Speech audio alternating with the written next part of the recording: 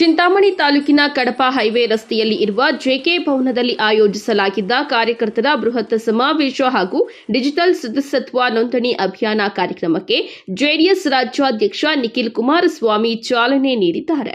ನಂತರ ಮಾತನಾಡಿದ ಅವರು, ಕೊಳಚೆ ನೀರನ್ನ ಬಳಸಿ ಬೆಳೆದ ಅವಿಭಜಿತ ಕೋಲಾರ ಜಿಲ್ಲೆಯ ಹಣ್ಣು ಮತ್ತು ತರಕಾರಿಗಳನ್ನು ಬೆಂಗಳೂರಿಗರು ಖರೀದಿ ಮಾಡುತ್ತಿಲ್ಲ. ಇವು ತಿರಸ್ಕೃತವಾಗುತ್ತಿರುವುದರಿಂದಲೇ ಈ ಭಾಗದ ರೈತರು ನಷ್ಟಕ್ಕೆ ಒಳಗಾಗುತ್ತಿದ್ದಾರೆ ಎಂದು ನುಡಿದಿದ್ದಾರೆ.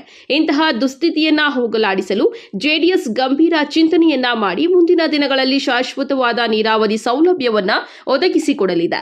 ಜೆಡಿಎಸ್ ಕೇವಲ ವೇದಿಕೆ ಭರವಸೆ ನೀಡದೆ ನೀಡಿದ ಹೇಳಿಕೆಗಳನ್ನ ಗಂಭೀರವಾಗಿ ಪರಿಗಣಿಸಿ ಪರಿಹಾರವನ್ನ ಒದಗಿಸಿಕೊಡುತ್ತದೆ ಎಂಬುದಕ್ಕೆ ಕುಮಾರಣ್ಣ ಸರ್ಕಾರ ರೈತರ ಸಾಲ ಮನ್ನಾ ಮಾಡಿದೆ ಸಾಕ್ಷಿ ಎಂದರು. ದೇಶಕ್ಕೆ ಶ್ರೀ ನರೇಂದ್ರ ಮೋದಿಜಿ ಅವರ ನಾಯಕತ್ವ ಬೇಕು, ರಾಜ್ಯಕ್ಕೆ ಕುಮಾರಣ್ಣ ಅವರ ನಾಯಕತ್ವ ಬೇಕು.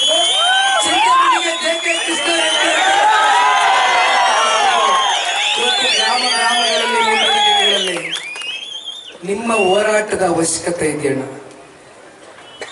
ನಿಖಿಲ್ ಕುಮಾರಸ್ವಾಮಿ ಬಂದ ವೇದಿಕೆ ಮೇಲೆ ಕೂಡ ಪಕ್ಷದ ಅಭ್ಯರ್ಥಿಗಳ ಸಹಕಾರ, ಪಕ್ಷದ ಕಾರ್ಯಕರ್ತರ ಸಹಕಾರ ಬಹಳ ಯಶಸ್ವಿಯಾಗಿ ಜನರೊಂದಿಗೆ ಜನತಾದಳ ಈ ಅಭಿಯಾನ ಸಾಗ್ತಾ ಇದೆ. ಇವತ್ತು ವಿಶೇಷವಾಗಿ ತಾವೇ ಹೇಳಿದಂಗೆ ಚಿಂತಾಮಣಿ ತಾಲೂಕು ನಮ್ಮ ತಾಯಿಯವರ ಹುಟ್ಟೂರು. ಭಾಳ ನೆನಪುಗಳಿದೆ ನನಗೆ ಈ ಊರಿನಲ್ಲಿ. ತಳವಾರಕ್ಕೆ ಹೋಗಿ ಅಲ್ಲಿಂದ ಕೈವಾರಕ್ಕೆ ಹೋಗಿ ಮಠಕ್ಕೆ ಹೋಗಿ ಗುರುಗಳ ಆಶೀರ್ವಾದವನ್ನು ತಗೊಂಡು ಬಂದಿದ್ದೇವೆ.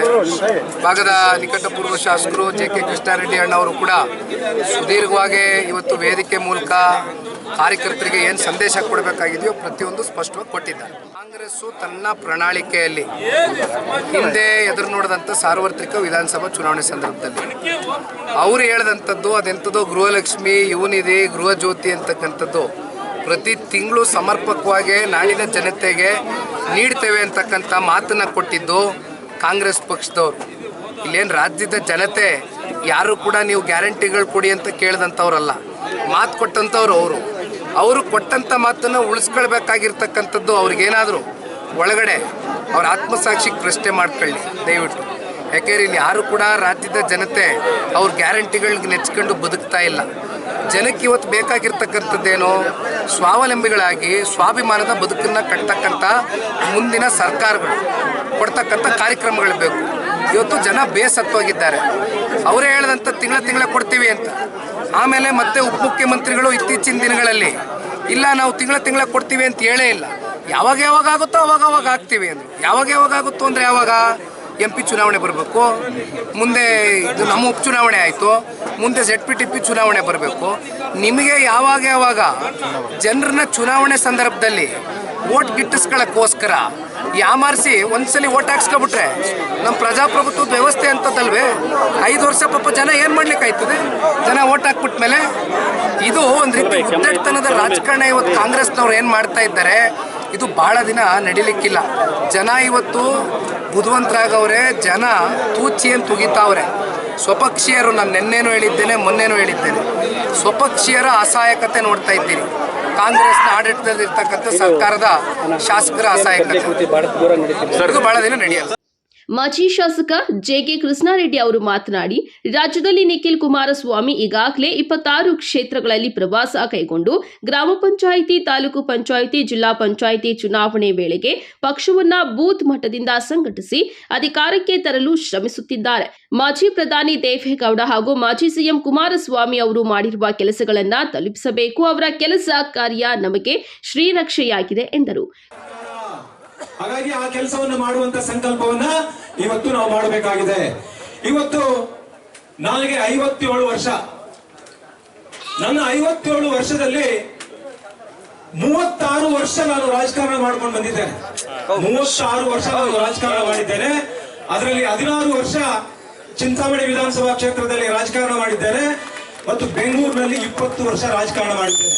ನಾನು ಯಾಕೆ ಈ ಮಾತನ್ನ ಹೇಳ್ತಾ ಇದ್ದೀನಿ ಅಂದ್ರೆ, ನನ್ನ 36 ವರ್ಷದ ರಾಜಕಾರಣದಲ್ಲಿ ಬಹುಶಃ ಇಂಥ ಒಂದು ಕೆಟ್ಟ ಸರ್ಕಾರವನ್ನ ನಾನು ಯಾವತ್ತೂ ಕೂಡ ನೋಡಿರಲಿಲ್ಲ.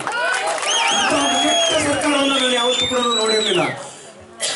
ಅದರ ಜನರಿಗೆ ಎಷ್ಟು ಬಹಳ ಒಂದು ಸುಲಭದ ರೀತಿಯಲ್ಲಿ ಒಂದು ವಂಚನೆ ಮಾಡಿ ಇವತ್ತು ಗ್ಯಾರಂಟಿಗಳನ್ನ ತೋರಿಸಿ ಇವತ್ತು ಅಧಿಕಾರಕ್ಕೆ ಬಂದಿರತಕ್ಕಂಥ ಸರ್ಕಾರ ಇದೆ. ಇವತ್ತು 2,000 ರೂಪಾಯಿ ಕೊಡ್ತೀವಿ ಅಂತ, ಅಕ್ಕಿ ಕೊಡ್ತೀವಿ ಅಂತ, ವಿದ್ಯುತ್ ಫ್ರೀ ಅಂತ, ಬಸ್ ಫ್ರೀ ಅಂತ, ಮತ್ತು ನಿರುದ್ಯೋಗಿಗಳಿಗೆ ಡಿಪ್ಲೊಮಾ ಓದಿರ್ತಕ್ಕಂಥವ್ರಿಗೆ 1500 ಮತ್ತು ಡಿಗ್ರಿ ಮಾಡಿರ್ತಕ್ಕಂಥವ್ರಿಗೆ 3000 ಅಂತ ಹೇಳಿ ಸುಳ್ಳು ಹೇಳ್ಕೊಂಡು ಬಂದಿರತಕ್ಕಂಥದ್ದು. ಇವತ್ತು ನಾನು ನಮ್ಮ ಮಂತ್ರಿಗಳಿಗೆ ಕೇಳ್ತೇನೆ, ಇವತ್ತು ನೀವು ಚಿಂತಾಮಣಿ ವಿಧಾನಸಭಾ ಕ್ಷೇತ್ರದಲ್ಲಿ ಡಿಪ್ಲೊಮಾ ಮಾಡಿರ್ತಕ್ಕಂಥವ್ರಿಗೆ ಎಷ್ಟು ಜನಕ್ಕೆ ನೀವು ಕೊಡ್ತಾ ಇದ್ದೀರಾ? 1500. ನೀವು ಬರಬೇಕು. ಬಹುಶಃ ಅವರು ಊರಲ್ಲಿ ಇಲ್ಲ ಅಂತ ಗೊತ್ತಾಯ್ತು ನನಗೆ. ಅವ್ರು ಬಂದ ಮೇಲೆ ಇದಕ್ಕೆ ಒಂದು ತಾವು ಕೊಡಬೇಕು, ಸ್ಪಷ್ಟನೆ ಕೊಡಬೇಕು. ಡಿಗ್ರಿ ಹೋಲ್ಡರ್ಸ್ಗೆ ಎಷ್ಟು ಜನಕ್ಕೆ ನೀವು 3000 ಕೊಡ್ತಾ ಇದ್ದೀರಾ ಅನ್ನುವಂಥದ್ದನ್ನ ಕೂಡ ಹೇಳಬೇಕು. ಅದರ ಜೊತೆಗೆ ಜಿಲ್ಲೆಯಲ್ಲಿ ಯುವಕರಿಗೆ ಇವತ್ತು ಏನಾಗ್ತಾ ಇದೆ ಅನ್ನುವಂಥದ್ದನ್ನ ಹೇಳಬೇಕು. ಬಹುಶಃ ಇವತ್ತು ಈ ಗ್ಯಾರಂಟಿಗಳು ತರಾತುರಿಯಲ್ಲಿ ಮಾಡಿರ್ತಕ್ಕಂಥದ್ದು. ಇವತ್ತು ಯಾವುದೇ ಒಂದು ಯೋಜನೆಯನ್ನ ತಂದಾಗ ಕಾರ್ಯಕ್ರಮದಲ್ಲಿ ಕೋಲಾರ ಲೋಕಸಭಾ ಕ್ಷೇತ್ರದ ಸಂಸದರಾದ ಎಸ್ ಮಲ್ಲೇಶ್ ಬಾಬು, ಶ್ರೀನಿವಾಸಪುರ ಕ್ಷೇತ್ರದ ಶಾಸಕರಾದ ವೆಂಕಟಶಿವಾರೆಡ್ಡಿ, ಶಿಡ್ಲಘಟ್ಟ ಕ್ಷೇತ್ರದ ಶಾಸಕರಾದ ಮೇಲೂರು ರವಿಕುಮಾರ್, ತೂಪಲ್ಲಿ ಚೌಡಾರೆಡ್ಡಿ ಸೇರಿದಂತೆ ಅಪಾರ ಸಂಖ್ಯೆಯಲ್ಲಿ ಜೆಡಿಎಸ್ ಪಕ್ಷದ ಕಾರ್ಯಕರ್ತರು ಭಾಗವಹಿಸಿದ್ದರು. ಅಸ್ಲಾಂ ಪಾಷಾ, ಎಂಎಂಟಿವಿ ನ್ಯೂಸ್, ಚಿಂತಾಮಣಿ.